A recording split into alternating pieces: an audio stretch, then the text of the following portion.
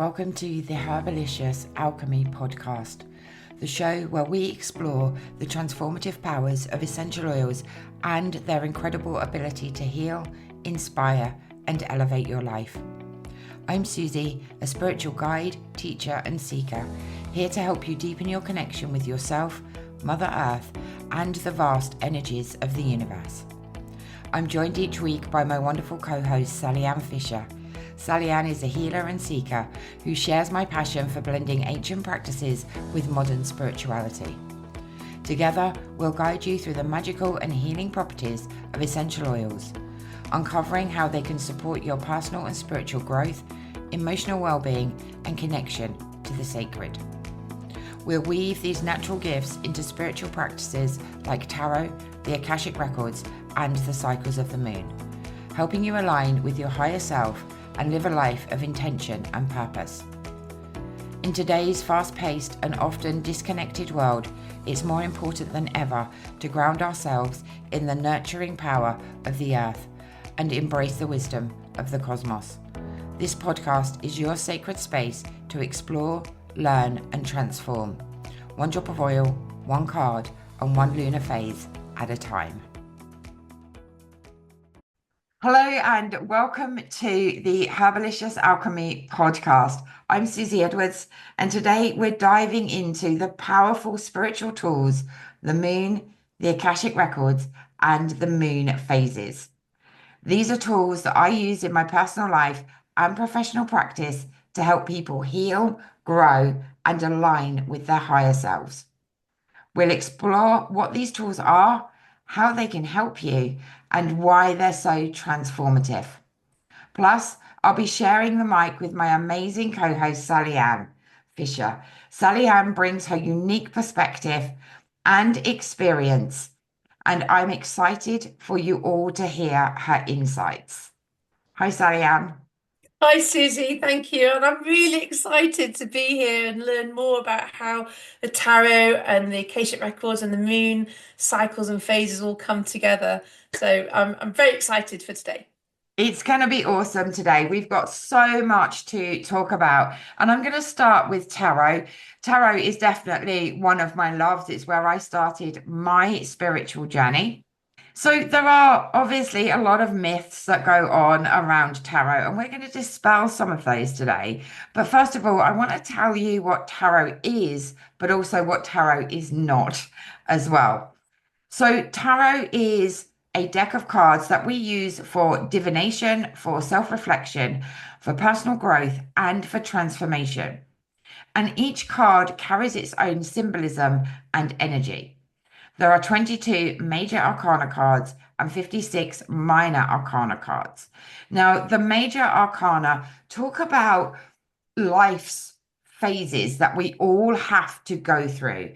And the minor arcana cards focus on our day-to-day lives and the decisions and the choices that are available to us. But here's the thing. Tarot isn't just about predicting the future. It's a tool for tapping into your intuition and reflecting on your current energy.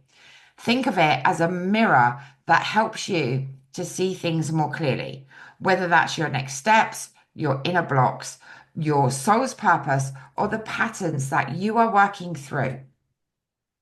So if we go back to the major arcana, the major arcana tells a story, and that story is the Fool's Journey. It's a metaphor for life's journeys, beginning with the Fool, who represents new beginnings and unlimited potential. And the Fool progresses through the tarot cards, and they encounter mentors like the Magician, challenges like the Tower, and triumphs like the World. This also mirrors the hero's journey, which you'll recognize in stories like The Lion King or Harry Potter. Tarot reflects our own hero's journey, the cycles of growth, challenge, and transformation that we all experience. We start in the tarot deck with the Fool, and he goes through every major life phase that we all must go through, from learning the rules of the Emperor to connecting to our intuition with the High Priestess. our relationship with our mother in the Empress, to our willpower with the Chariot. Every card of the major arcana connects with a life phase that we must go through. Some are going to be great, some may feel devastating. There is, of course, one tarot card that everybody fears, and that, of course, is the Death card. Now, for me, the Death card is my favorite card because it means transformation. It's endings and beginnings. It's not literal death. Okay. And when we have the death card come up, that means that we can end something that is no longer in alignment with us to start something new, a new beginning to bring in those things that are in alignment for us. So they are very, very powerful cards. They really help us to connect to our inner selves, to our inner wisdom, to help us move forwards on this journey of life that we have chosen to experience at this time. So, Sallyanne, what's your favorite tarot card? Oh, favorite tarot card. So I think that I'm going to have to mention two, Susie, because there's one that keeps coming up for me, and that would be the Queen of Cups. And then the one that I am drawn to is the Seven of Cups. And I think that's because the Queen of Cups is very much like, I feel like I'm very much like the Queen of Cups, Cancerian, nature, nurture, all that sort of lovely spiritual journey. Um, and the Seven of Cups, from that emotional point of view and the choices that we have, I really feel that I'm drawn and read people's emotions and emotions mentoring, and I really feel that that card is transformation in itself with all the choices that we have. I'm having to make those choices. Absolutely. So I mentioned that I got into tarot as the first part of my spiritual journey. How did you get into tarot? Ah, so I was very drawn to tarot, Susie. I was like, every time I heard about tarot, I was like, oh, I want to learn more.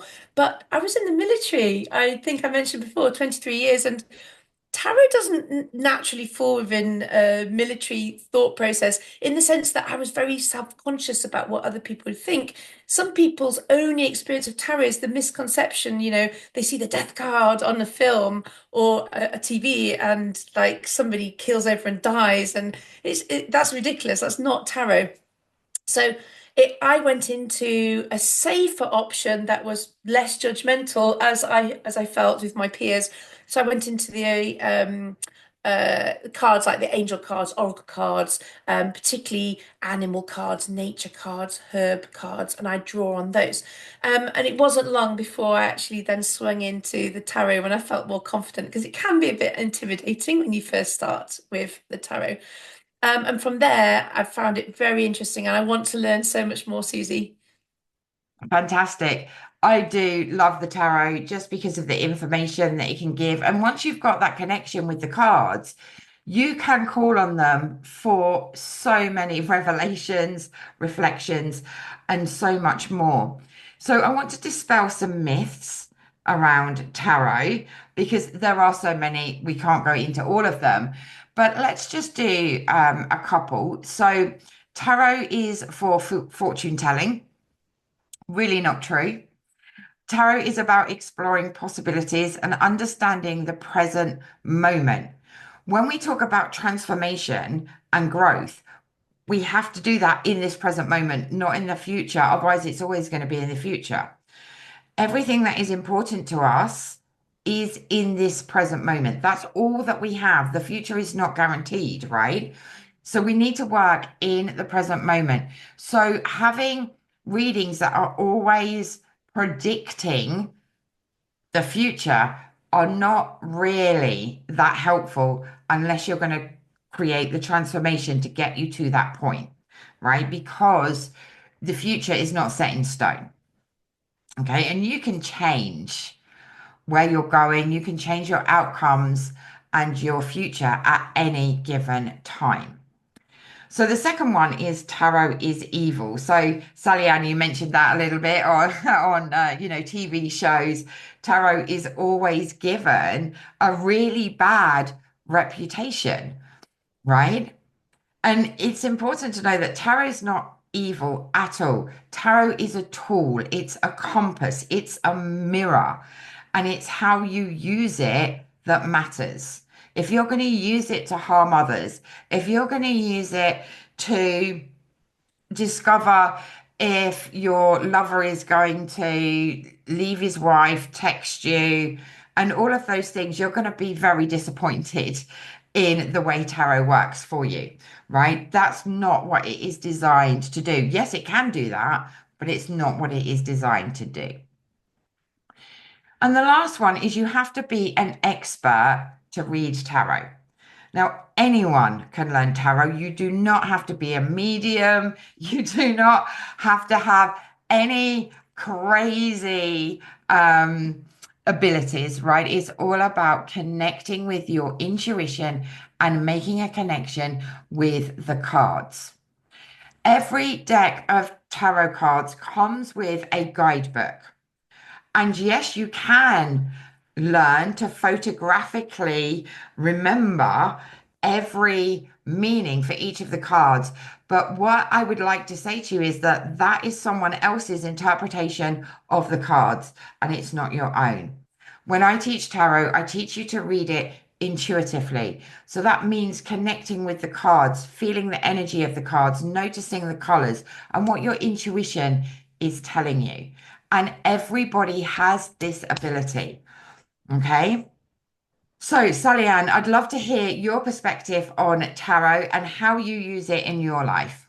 Okay, so Suzi, I do a very simple version of tarot, which anybody can do, and I think that the way that I got started with it when I first started playing with them is we all know that at the end of the day or at the beginning of the morning, you can say, "What am I grateful for?" And you have a little think about what you're grateful for and you reflect on it. So think of the tarot cards for me. I think of them like I shuffle them, I just draw a card, or sometimes a card just flips out of the pack and I go, "Well, the universe has chosen that one." And I look at the card and I look to see what my inference is from the card, what the inspiration from the card is. I just try to see what thought process comes up and I ask myself what is it that I want to learn from this card, and then I reflect on it just as if I'd asked what am I grateful for, but this time I'm asking what is it I'm learning from the card, and whatever pops into my mind then I try to follow that. And I think if we all just reflect on something as a tool each day, we're going to have that personal development. We're going to increase our transformation, our personal development. Absolutely. Absolutely.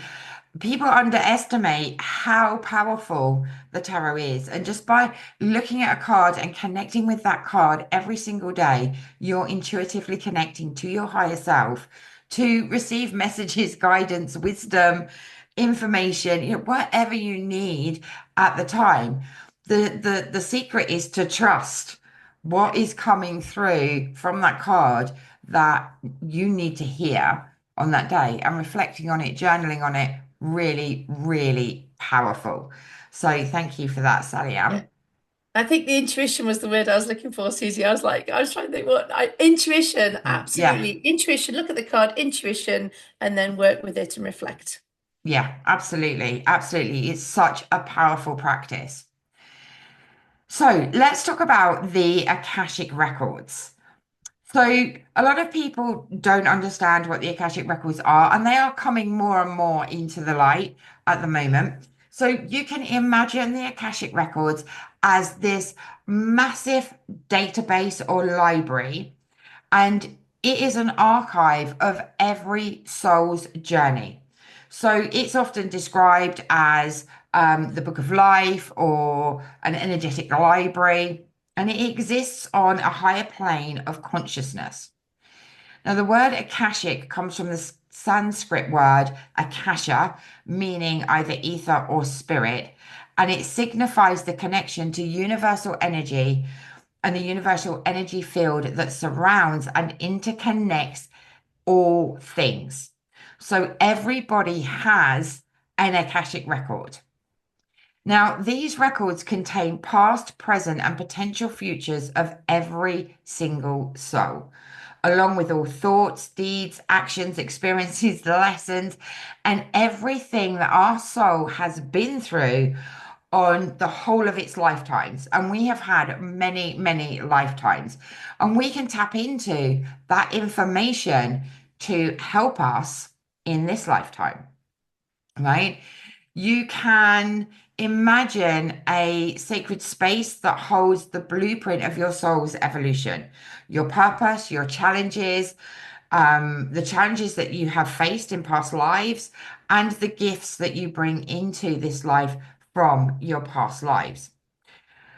So let's dig a little bit more into how the records can help you. So the records not only can give you information, but they have the power to heal, to give you clarity, and help you to align to your soul's desires, right? Your soul mission, your soul purpose. So the first thing that I want to bring up is understanding your soul's purpose. Now, your soul's purpose is all encompassing. It's not just the job that you do. It's how you show up in your life every single day.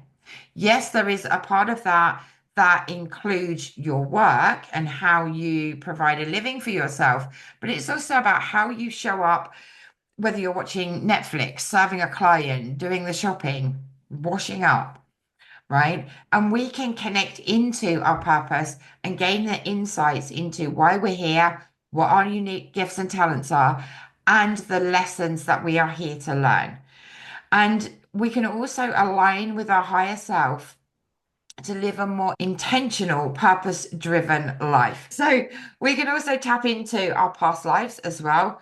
So we can explore past life experiences that may still have impact on our current reality, such as recurring patterns, relationships, or fears. Now, many of us experience the same kind of relationships over and over and over again, right? Without realizing that actually this is a pattern and something that you have signed up for. So you haven't learned the lesson, so they recur, right? And the same goes with finances and every aspect of our life. But let's focus on finances. Now, if you are constantly experiencing lack and scarcity and you cannot understand why, you've done the mindset piece, right? You've done the affirmations, you've done all of the things. The chances are the issue is in a past life where you've made a vow of poverty, for example, right? And you've given up all your worldly possessions. You've made a vow or a contract to never charge for your gifts or to live in poverty in some form, right? Until that's cleared, that is impacting you now, right? And this is where the Akashic Records really come into power because we can clear those blocks, we can heal them, we can sever them, and we can mark contracts as complete, right? We can also release karmic blocks um, that we have in place as well. And on the subject of healing, we can identify limiting beliefs, blocks, patterns, and behaviors that are keeping us stuck. That maybe we've done the work in this reality, in this lifetime, but they're still there. You're still experiencing the same things. And this is where we can go in, discover what they are, and heal them at the same time. And that creates space for growth and opportunity as well. We can also gain clarity in challenging times. So, this allows us to receive guidance on difficult decisions or transitions that we may be going through, as the records can illuminate your highest path forwards. So, that's not predicting your future, it's telling you that there are possibilities that are around you and there is potential for change. And lastly, connecting with the universal perspective. So we can connect also with the collective energy to discover what's going on collectively right now to help us to heal, to understand how our personal story fits into the greater tapestry of life. And it also helps us to connect with unconditional love and compassion for ourselves in order to connect in with the collective energy. So, accessing the Akashic Net Records is not about predicting the future at all. It's about empowering you to co create your path with greater awareness and alignment. So, how can you access the Akashic Records? Well, the records can be accessed through meditation, prayer, or with the help of a trained practitioner. It's a sacred process that requires intention and respect. When you enter the records, you connect with the loving guiding energy of your soul and receive insights that resonate deeply on an intuitive level. So, Sallyanne, I'd love to know about your experience or any questions you have around the Akashic Records. Yeah, I had the opportunity. I went to an event that was mutually beneficial to another lady, and we met in the queue at registration, and I immediately felt drawn to her. And she and I were like, "Have we met before?" And we hadn't. And the conclusion we came to is that we've met before in a previous life, potentially. And she is a trained practitioner in the Akashic Records, and she invited me to a session, and it was the most magical, wonderful experience. I really want to learn now more about the Akashic Records because there was a block in my life. I now understand why that's there, and I can now start to work with that energy. So I'm really excited to learn more from you, Suzi, on this aspect. Fantastic.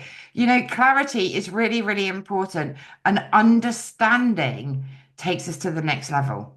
It really does. If we understand what's going on and what the potential blockage is, or, whatever it may be, it allows us to really deal with whatever we need to deal with in order for us to move on Mhm. and create space for other potential and possibility, right? Okay, so let's go on to the moon. Now, I get asked a lot about the moon because it's really something that's coming into people's awareness Awareness. a lot more recently. Now, there are 8 moon phases. I'm just going to talk very, very briefly about each of the moon phases. So most people know the new moon and the full moon, but they don't realize that there's a lot that goes on in between each of those phases. Now, first of all, I'm going to explain the waxing moon and the waning moon. Now, the waxing moon, if you think about the new moon in the sky, you can barely see anything, if at all. The waxing moon is as the moon is growing bigger in the sky, okay, until it reaches the full moon, then that's growing. And from the full moon, the moon is waning, which means it is growing smaller. And that is the period between full moon and new moon. Okay, so you'll notice that in the sky. So, new moon is very much about setting our intentions, our goals, getting clear on what it is that we want, and putting our manifestations out into the universe, right? So, doing a new moon ritual for bringing in the things that we want is really, really powerful. But from the new moon, we go to the first quarter moon, and that is the time to gain clarity. So you've put your intention out. Now, what do you need to do in order to bring that in, right? This is where you need to get clear on what actions you need to take, how you need to show up, how it's aligned with your soul, and all of the things. Then we go to the first quarter moon. Now, just for clarity, the first quarter moon looks like half a moon in the sky. Okay. That is a quarter of the moon lighting up because we don't see the other side. So the first quarter moon is very much about taking action, right? The moon is growing, it's waxing, the energy is getting more and more powerful. So we want to take action on our intentions at this time. And just before the full moon, we have the waxing gibbous moon. Now, the waxing gibbous moon is like the energy is ready to burst, right? It's ready to burst into the full moon. The energy is really high, and this is where we start to feel that full moon energy, right? And this is the time of the month that people go a little bit crazy, right? Because the moon energy is so powerful, and being able to tune into that to help us to manifest the life that we want is really, really powerful. So at the waxing gibbous moon, you really want to be taking action. You want to be doing all the things. You want to be showing up. You want to be powerful, right? And then we go into the full moon, which is very much about illumination, manifestation, celebrating everything that you've accomplished in the last 2 weeks, right? Now, some things take more than a lunar phase to manifest, but celebrate everything that has manifested, the achievements that you have made in those 2 weeks. Then we go into the waning gibbous, and this is where we start to see the moon disappearing in the sky. So this is like our last ditch efforts to put that energy into our manifestation, right? Then we go into the third quarter moon, and you can really see the difference in the sky. Like the energy is really starting to wane. And this is where we want to slow down. This is where we want to start thinking about what we have experienced in the last 21-ish days. What's worked, what hasn't worked, what needs implementing, and all of those things. Then we go into the waning quarter moon. Okay, this is a time for introspection. It's a time for rest. It's a time to really look at how this phase has been. Again, what you're looking at, what worked, what didn't work, what you're letting go of, and all of the things. And really take this time out for self-love, self-care, rest, recuperation, and all of those things. That energy is really, really low. So at this time of the moon phase, you don't want to be putting in lots of social events because your energy is going to be low, right? You don't want to be putting in launching a new product or, whatever it may be. You want to take this time to rest, recuperate, and, take boss days or days out, because you're the boss, right? Whether you have a business or not, you're the boss of your life, right? So take like the VIP days out for yourself around this time. Okay, so um there's a lot that goes with the moon phases, and for me, they're really, really exciting, right? We want to be able to use the phases and work in alignment, right? When we're working in alignment with the moon phases, we're working in alignment with the natural flow of the cosmos and of the earth. Okay, so they do represent the natural rhythms of life, right? And by working with the moon, you align yourself with the flow of nature, making your spiritual practice more powerful and more balanced. Okay, so aligning with the moon phases helps you reflect, act, rest, release, and everything is done at the right time. So, for example, during the full moon, I might use essential oils like lavender or frankincense to create a ritual for manifestation. The moon connects us to our intuition and our feminine energy, right? She is the feminine energy. And that's really important in today's fast-paced world. We want to be able to connect to our divine feminine to be able to live in flow, right? Rather than our masculine do, right? So when we work with the moon and we connect into our intuition and we intuitively choose the oils that we want to work with, when we intuitively work with a ritual that we want to do, it's going to be far more powerful than being in your masculine with, I've got to do a full moon ritual, I've got to use this oil and I've got to do it like this, right? That's masculine. We want to get rid of that, right? So we want to be able to really connect in with these. Sallyanne, I know the moon phases play a massive role in your day-to-day life. So how do you work with them?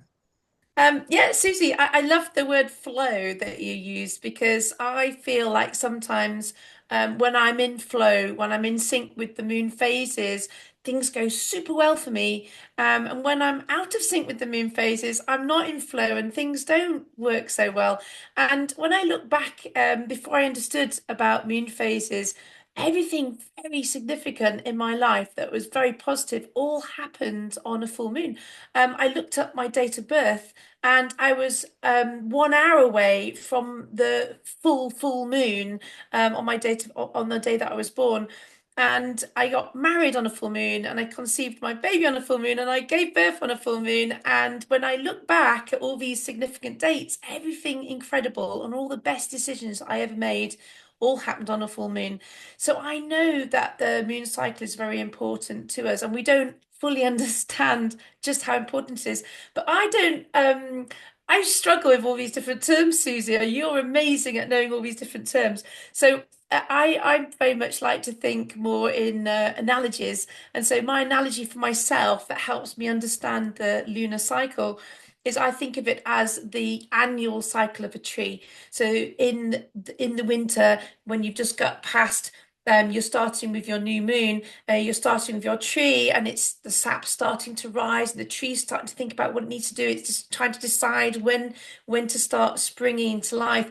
And then that spring comes, and we go into full summer, and then you've got your full moon, and then you're going into the autumn phase and the fruit, and you're assessing what's happened, and then you're going into a period of casting off what no longer serves you. The leaves are dropping, and you're ending up in that sort of like releasing everything that no longer is required, taking rest, recuperation, reflecting, and coming up with your new moon again, where you're starting to think about your goals and your ideas and where you're going and when to take that leap of faith. So that's how I like to think of the lunar cycle. And I think it's really valuable that we have 12 or 13 of these in a year and that we're able to have those little mini resets all the way through the year.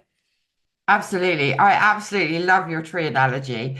But yeah, absolutely. 13 times a year, we get the opportunity for a reset, right? To get rid of the rubbish, to get rid of the things that aren't serving us and create space for opportunity and possibility.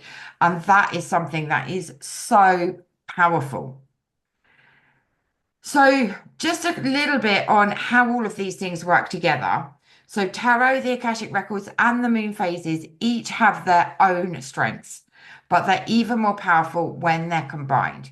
So, for example, you could use tarot during a new moon to clarify your intentions.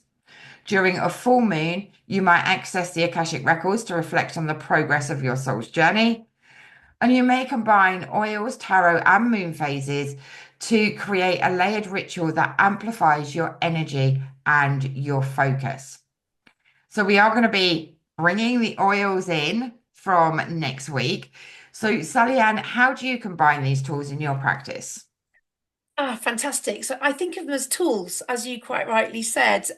So for me personally, everything for transformation and for our health, for everything, our spiritual progress, our physical health, our emotions, our mental health is all to do with vibration, frequency, energy. So for me, it's all about raising my vibration, raising my frequency. And the way we can do that is getting in touch with nature, playing with essential oils. Oils have incredible high vibrations.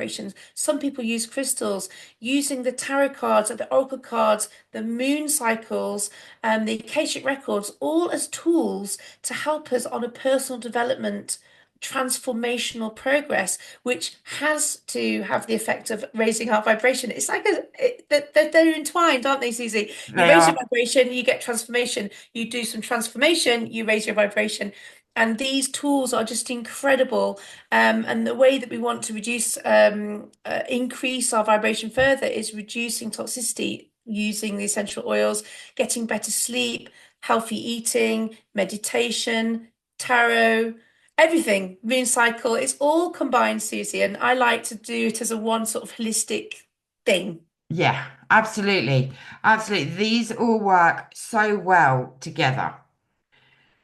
So, thank you for your input today, Sallyanne, and thank you all for being here with us on this sacred journey. Sallyanne and I are so excited to continue exploring these beautiful tools and practices with you. The Akashic Records, Tarot, and Moon Phases offer powerful ways to heal, grow, and align with your higher self. They remind us that we're deeply supported by the energies of the earth and of the cosmos, and that our journeys are guided by love and wisdom. Next week, we'll be incorporating essential oils into the podcast and exploring how to use them in our daily lives to connect with the magic of the moon, tarot, and Akashic Records. We can't wait to share this with you and help you bring these practices into your personal rituals, one drop of oil, one card, and one moon phase at a time. Until then, take a deep breath, find your center, and remember, you are deeply connected to the magic of the earth and the cosmos.